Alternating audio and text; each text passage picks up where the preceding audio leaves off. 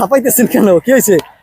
আর কোয়েন না, মানে আপনি যে বলছেন আসলে সত্যি, মানে এইভাবে আসলে মানুষের জীবন চলে না।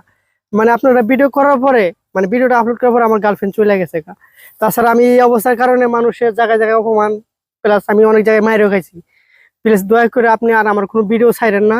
আপনি যেমনি করবেন, যেভাবে ইমানের পথে বা ইসলামের পথে যেভাবে চলা যায় আপনি আমার শিখাই দিন, আমি এইভাবে কাজগুলো করব। প্লিজ তবু।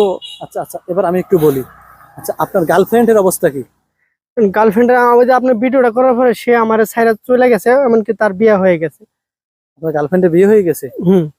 আপনি তাহলে ভালোবাসেন না? এখন আমি ভালো তার মন থেকে বাঁচতাম, কিন্তু আমি তো বুঝতে পারিনি যে আমার এই যে এই পরিবেশের কারণে আমার গার্লফ্রেন্ড আমার ছেড়ে চলে যাবো গা। তা আমি কি ওই দিন আপনারা কইছিলাম যে আপনার এই লেবাজের কারণে আপনার গার্লফ্রেন্ড থাকবো না?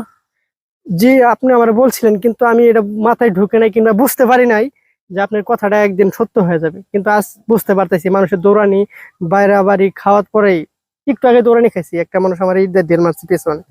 মারতে পারে নাই তো? মারছে মানে আমি এই জন্য ধান খেতে আসলাম, পরে আপনাকে এখানে দেখলাম, আমি এখানে দাঁড়িয়ে পরে আপনি আমার দেখছেন। ভালো হয়েছে না আপনি। আপনি যে ফোন দিলে, আপনি ফোন দিয়ে তো আপনি যেভাবে কথা বলতেছিলেন এই সময় কি আপনার মারধর করতেছিল না? আপনি যে সময় ফোন দিলেন আমাদের ওই সময় দৌড়ানি খাইছি, এই লাগে তো আমি ফোন দিলাম আপনারা যে হুজুর আপনি কই আছেন। পরে আপনি বললেন না যে এই রাস্তার নিচেই আছেন।